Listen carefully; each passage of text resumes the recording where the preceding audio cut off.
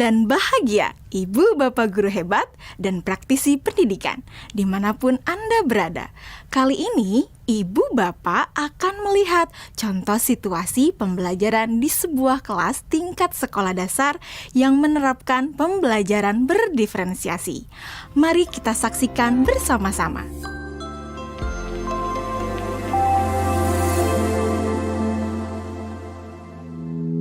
Organ tubuh manusia. Minggu ini, Pak Kasim ingin mengajar sebuah materi tentang cara kerja salah satu sistem organ tubuh manusia, yaitu sistem pencernaan.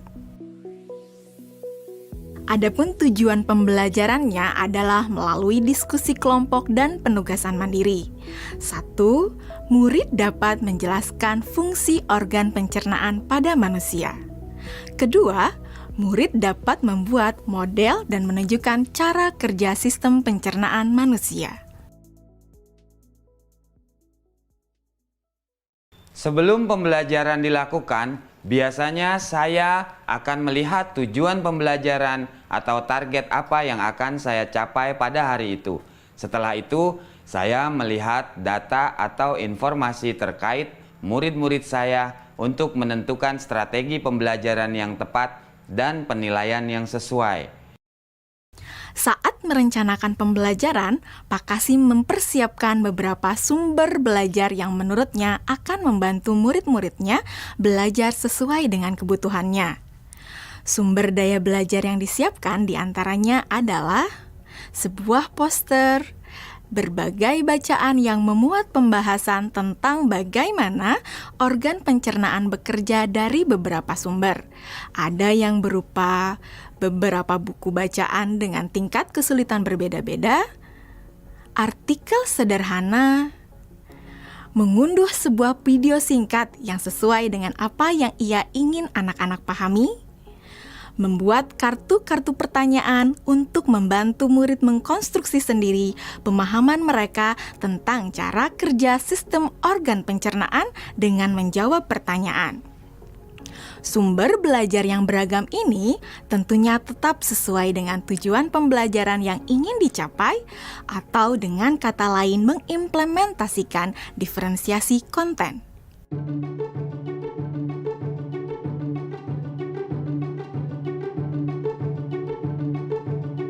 Setelah semua sumber materi yang beragam disiapkan, saya mempersiapkan daftar kegiatan lengkap dengan instruksinya. Misalnya, membaca buku atau artikel dan lain sebagainya, mengamati poster, mendiskusikannya, dan kemudian membuat ringkasan untuk menunjukkan pemahaman tentang isi poster tersebut. Menjawab kartu-kartu pertanyaan. Aktivitas-aktivitas tersebut walaupun berbeda-beda, namun semuanya bertujuan agar murid memahami cara kerja sistem pencernaan. Assalamualaikum. Bagaimana kabar kalian? Waalaikumsalam. Baik, Pak. Hari ini kita akan mempelajari tentang sistem pencernaan manusia. Saya, Pak. Di awal pembelajaran, Pak Kasim memberikan penjelasan kepada semua murid yang ada di kelasnya tentang tujuan pembelajaran dan konsep kunci yang ia ingin anak-anak kuasai. Lewat proses tanya jawab dan contoh-contoh, Pak Kasim memastikan bahwa murid-muridnya memahami apa yang dimaksud dengan sistem. Pak Kasim meminta murid-murid bekerja dalam kelompok.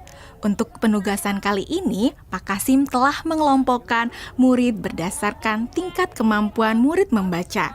Hal ini karena tugas pertama yang harus dilakukan oleh setiap kelompok adalah membaca materi bacaan terlebih dulu. Teks yang dibaca tiap kelompok sesuai dengan kemampuan membaca mereka. Selama proses murid melakukan kegiatan, saya mengobservasi dan memantau pemahaman murid-murid. Saya mendatangi tiap kelompok, mengajukan pertanyaan, dan memberi pertanyaan lanjutan kepada murid-murid yang memerlukan bantuan atau perlu diberikan tantangan lebih. Saya juga membuat catatan-catatan penilaian selama proses ini.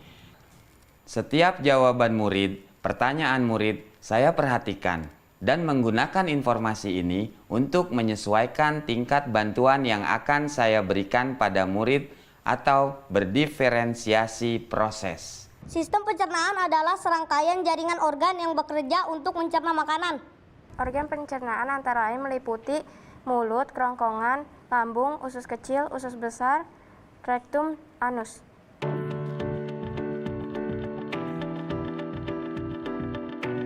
Sekarang silakan membuat model yang menunjukkan sistem kerja pencernaan manusia secara mandiri. Selama proses murid-murid membuat model sistem pencernaan, Pak Kasim berkeliling melihat pekerjaan murid untuk mengetahui sejauh mana pemahaman murid.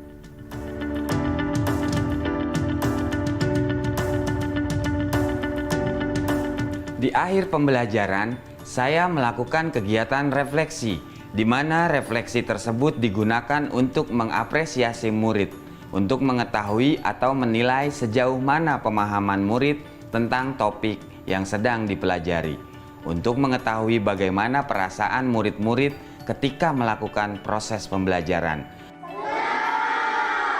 Ardas, Senang, Pak. Arjuna, Senang, Pak. dan tentunya semua ini dapat menjadi informasi bagi saya untuk mengembangkan proses pembelajaran selanjutnya.